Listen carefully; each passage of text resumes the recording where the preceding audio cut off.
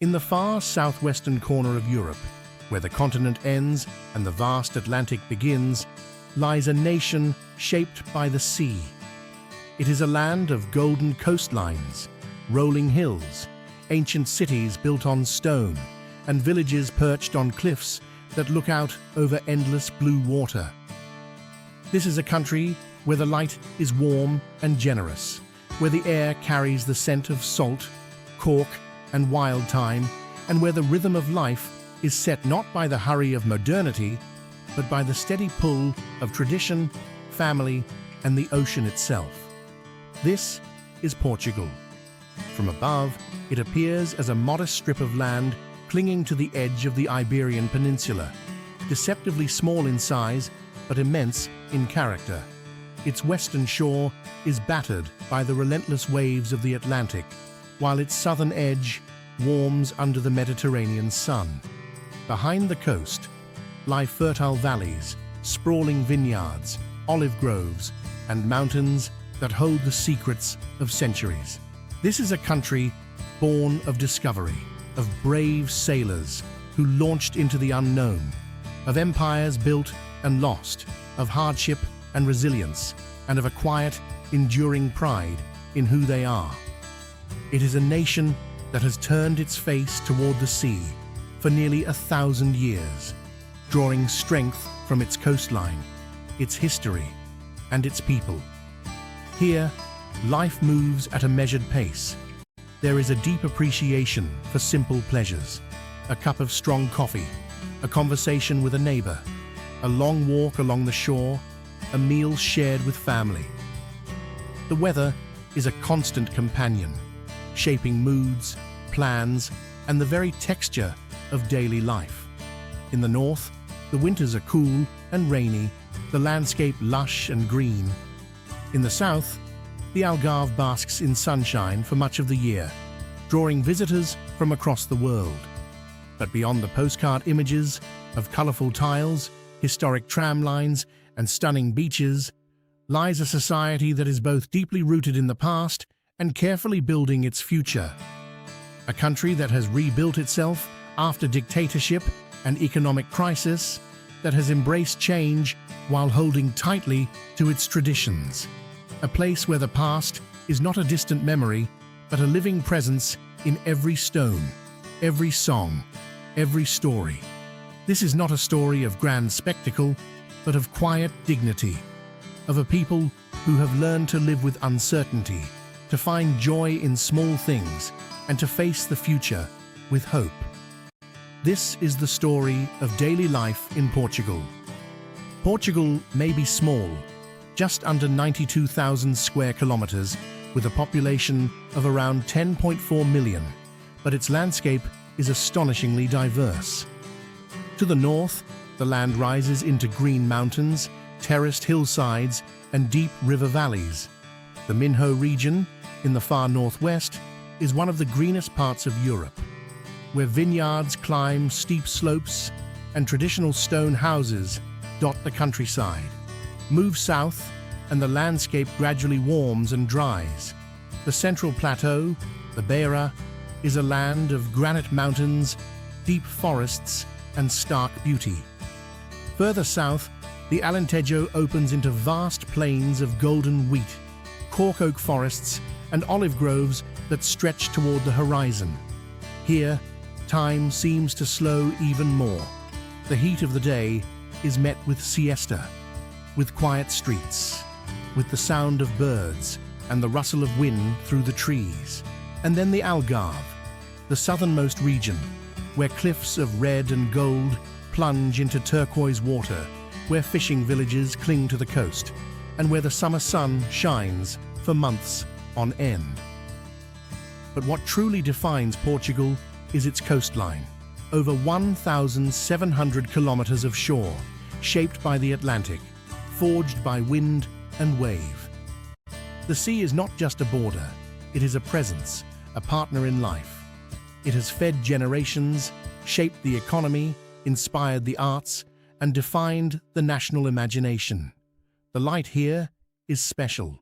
It is bright and clear, casting long shadows in the morning and evening, turning the tiles on the buildings to gold and making the ocean shimmer with 1,000 shades of blue. This light has attracted artists, writers, and poets for centuries. It is a light that seems to soften the edges of the world, to make even the humblest street feel beautiful. Life in Portugal is lived in close relationship with this landscape. The weather is a constant topic of conversation. A sudden rainstorm in Porto is met with a shrug and a quick step under an awning. A sunny day in Lagos is celebrated with a trip to the beach, a picnic, or a long walk along the cliffs. There is a deep, unspoken understanding that nature is not something to be conquered, but something to be lived with. Daily life in Portugal is anchored in family, home, and community. The family unit remains the cornerstone of society, a source of identity, support, and belonging. Even as the country modernizes, the bonds of family remain strong.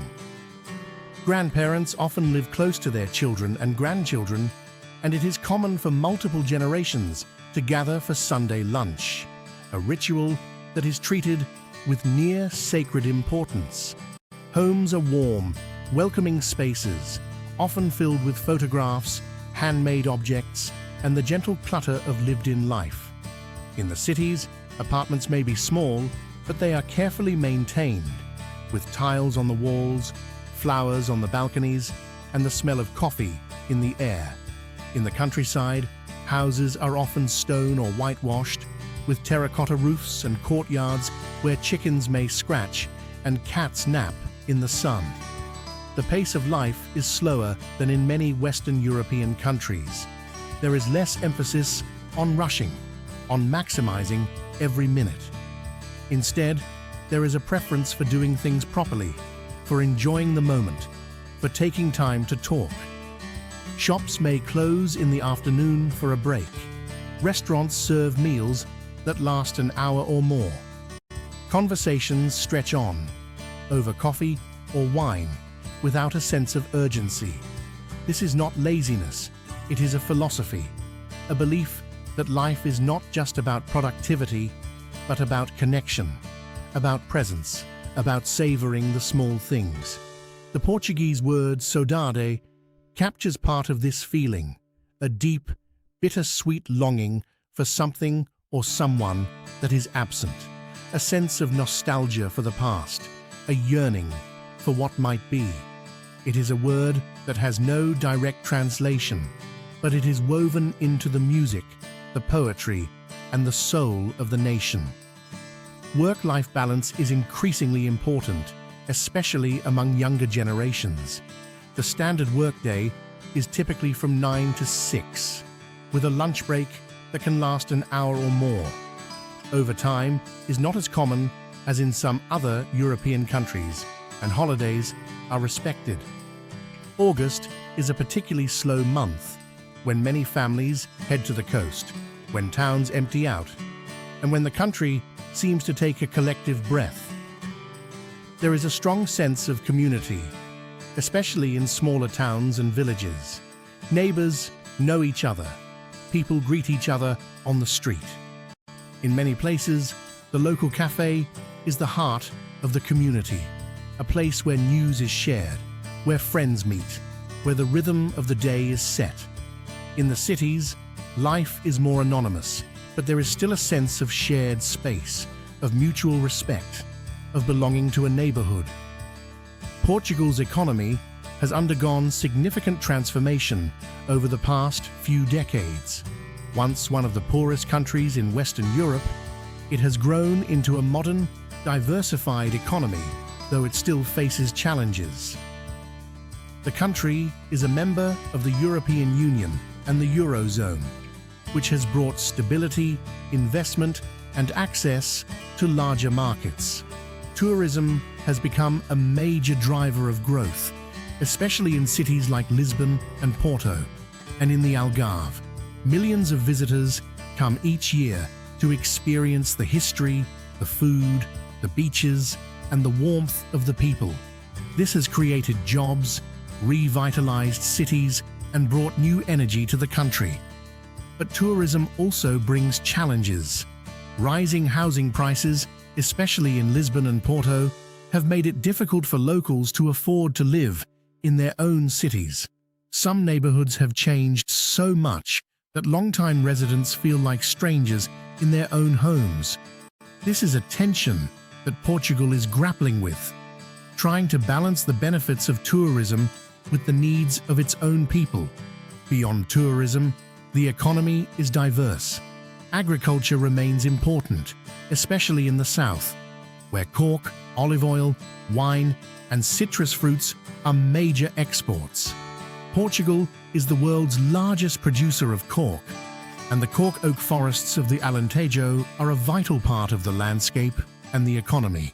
The fishing industry is also significant, with communities along the coast relying on the sea for their livelihood. Sardines, cod, and other seafood are staples of the diet, and fishing is a profession passed down through generations. In recent years, technology and innovation have become increasingly important. Lisbon has emerged as a tech hub, attracting startups, digital nomads, and international investment. The Web Summit, one of the world's largest technology conferences, is now held in Lisbon each year, putting the city on the map as a center for innovation. The labor market is characterized by moderate wages compared to Western Europe, but also by a strong social safety net. Healthcare is universal, education is free through university, and there is a strong tradition of workers' rights. However, wages remain lower than in many other EU countries, which is why many young Portuguese people choose to emigrate, seeking better opportunities abroad. This is one of the great challenges for Portugal: how to keep its young, educated population at home. Many leave for countries like the UK, Germany, France, or Switzerland, where salaries are higher. This brain drain is a concern, but there is also a growing trend of returnees, Portuguese who go abroad, gain experience, and then come back, bringing new skills and perspectives with them. Despite the challenges, there is a sense of optimism. The country has recovered from the financial crisis of the 2000s, from the austerity measures that followed, and from the pandemic. There is a quiet pride in the resilience of the people, in the ability to endure and to rebuild. Tradition in Portugal is not something that is preserved in a museum. It is alive, breathing, and woven into the fabric of daily life. The Portuguese language, a Romance language that evolved from Latin and has its roots in the medieval Kingdom of Portugal, is a source of immense pride. It is spoken by over 250 million people worldwide, making it one of the most widely spoken languages in the world. The history of Portugal is written into the landscape, from the castles that crown the hills, to the monasteries that dot the countryside, to the narrow streets of the old towns. The past is everywhere. The age of discovery, when Portuguese sailors explored the world, reached India, Brazil, Africa, and Asia, is a central part of the national identity. It is a source of pride, but also of reflection, as the country comes to terms with the complexities of its colonial past. One of the most visible expressions of Portuguese culture is the azulejo, the colorful tin-glazed tiles that cover the walls of buildings, churches, and train stations. These tiles tell stories, depict scenes from history, and add beauty to everyday life. They are a symbol of Portuguese identity, recognized around the world. Music is another vital part of the culture. Fado, the melancholic, soulful music that originated in the neighborhoods of Lisbon, is perhaps the most famous. Performed in small restaurants and houses, Fado is a music of longing, of saudade, of love and loss. It was declared a UNESCO intangible cultural heritage, and it continues to be performed and loved by people of all ages.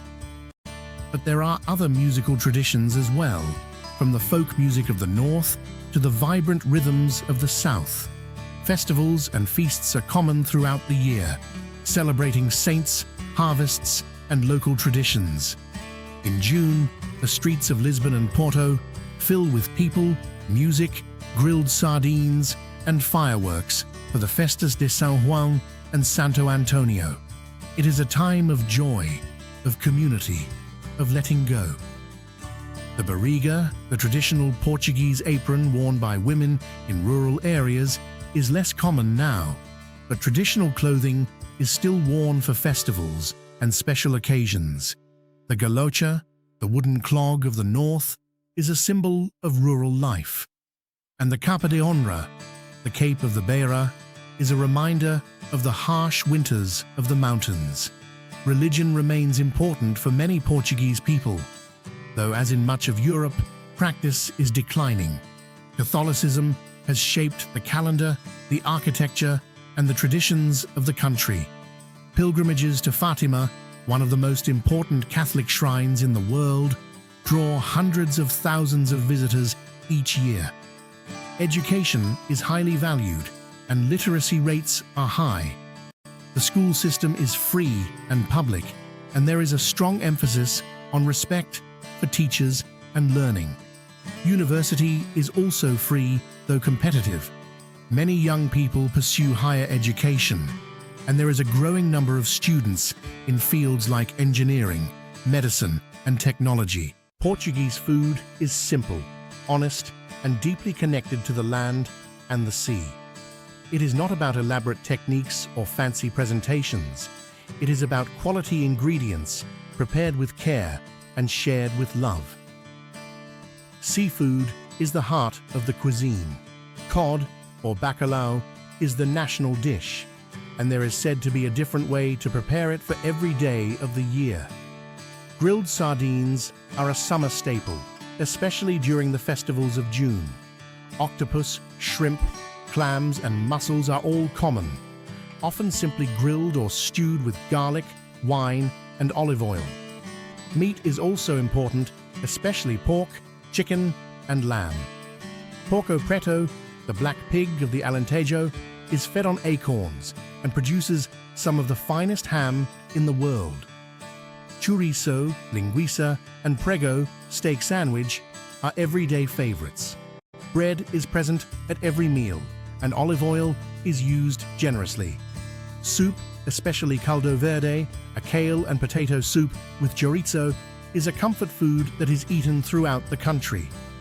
Cheese and wine are also central. Portugal is famous for its wines, from the port of the Douro Valley to the Vinho Verde of the north to the reds of the Alentejo. Wine is not just a drink. It is part of the culture, part of the meal, part of the conversation. Desserts are rich and sweet, often made with eggs, sugar, and almonds. Pastel de nata, the custard tart, is perhaps the most famous, sold in bakeries across the country and enjoyed with a small coffee. Ovos moles, arroz doce, and leite creme are other favorites. The daily rhythm of meals is important. Breakfast is light, often just coffee and bread. Lunch is the main meal of the day, eaten in the early afternoon, often with family. Dinner is lighter, eaten later in the evening, often with friends. The cafe is a central institution. It is where people meet, where news is shared, where the day begins and ends. A small coffee, a bica in Lisbon, or a cimbolino in Porto is consumed standing at the bar, quickly, or sitting at a table, slowly, over conversation. Cooking is often passed down through generations, from mother to daughter, from grandmother to granddaughter. Recipes are not always written down. They are learned by watching, by doing, by tasting. The kitchen is a place of warmth, of love, of connection. Nature is a constant presence in Portuguese life. The country is blessed with a wonderful variety of landscapes, from the green mountains of the north to the golden plains of the south, from the rugged coast to the quiet islands of the Azores and Madeira. Hiking is increasingly popular, and there is a growing network of trails that allow people to explore the countryside. The Rota Vicentina, the Trilho dos Pescadores, and the trails of the Peneda Gerês National Park are just a few examples. The Caminos de Santiago, the pilgrimage routes to Santiago de Compostela, also pass through Portugal, drawing walkers from around the world. The beaches are a major part of life, especially in the summer. The Algarve is famous for its stunning coastline, with caves, cliffs, and golden sand. But there are beautiful beaches all along the coast, from the north to the south, and many Portuguese families spend their weekends at the beach in the warmer months. Surfing has become a major sport, with Portugal hosting some of the world's best waves. The coast of Nazaré is famous for its giant waves, where records have been broken. But there are surf spots for all levels, from the north to the south. The islands of the Azores and Madeira are natural paradises. The Azores, in the middle of the Atlantic, are known for their volcanic landscapes, hot springs, whales, and dolphins. Madeira, known as the Floating Garden, is famous for its lush vegetation, cliffs, and wine. Both are autonomous regions of Portugal, with their own cultures and traditions. The Portuguese have a deep respect for nature, though like many countries, they face challenges with conservation, wildfires, and climate change. The forests of the interior are vulnerable to fires, especially in the hot, dry summers. The coast is threatened by rising sea levels and erosion. These are real challenges that the country is working to address, but there is also a growing awareness of the importance of protecting the environment. Renewable energy, especially wind and solar, is a priority.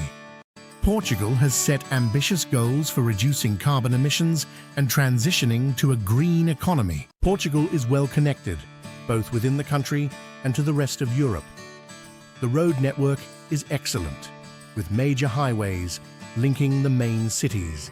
The autostrada system is modern and efficient, though tolls can be expensive. The train network is reliable, especially the Alfa Pendular, which connects Lisbon, Porto, Braga, and Faro at high speed. The scenic routes, such as the line from Porto to Guimarães or the Douro Valley Line, are beautiful and popular with tourists and locals alike. Public transportation in the cities is good. Lisbon has trams, metro, buses, and elevators, including the famous Santa Justa lift. Porto has a modern metro system that extends to the suburbs. Buses are common in smaller towns and rural areas. Ferries connect the mainland to the islands, and there are regular flights between Lisbon, Porto, and the Azores and Madeira. One of the most iconic forms of transport is the tram, especially the yellow trams of Lisbon. Tram 28 is a tourist favorite, winding through the narrow streets of the old city, but it is also used by locals for daily commutes. In the countryside, the car is still the most common form of transport.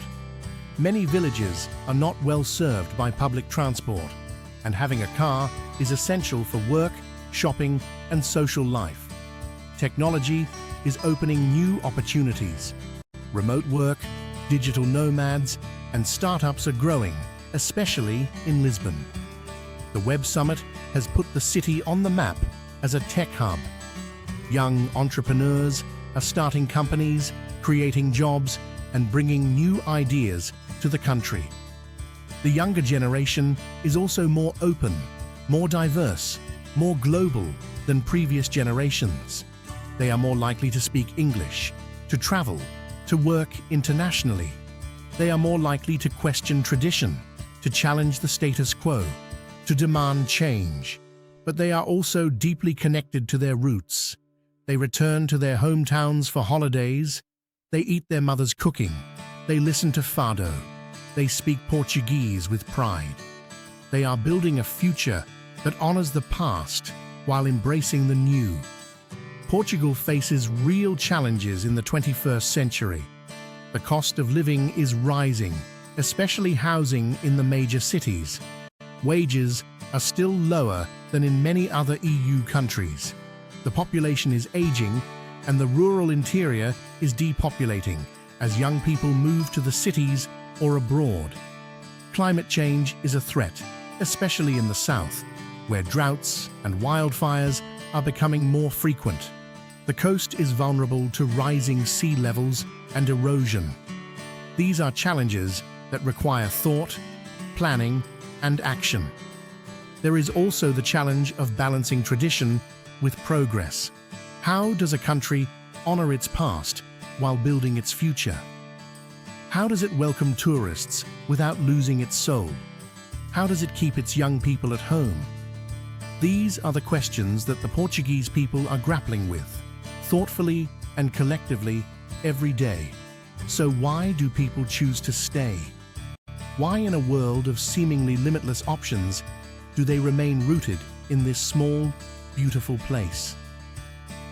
The answers are as varied as the individuals themselves, but they often circle back to the same core themes. They stay for the family, for the friends, for the community. They stay for the safety, for the peace, for the quiet. They stay for the food, for the wine, for the beaches, for the mountains. They stay for the light, for the warmth, for the slowness of life. They stay for the saudade, for the music, for the stories. They stay for the sense of belonging, for the feeling of home. They stay for the balance, for a culture that values family and personal time as much as work. And above all, they stay for the unbreakable connection to this place, to a landscape that is not just a backdrop for their lives, but an integral part of who they are. Portugal exists in a delicate, beautiful balance between the old and the new, between tradition and progress, between the quiet of the countryside and the energy of the cities. It is a place shaped by the sea, by the light, by the people. Here, life is not measured in grand events, but in the steady rhythm of the days, in the warmth of a shared meal, in the comfort of a familiar story, and in the simple, profound beauty of the everyday. It is a living testament to the idea that in a world that is constantly speeding up, there is still a place and a deep human need for a quiet life.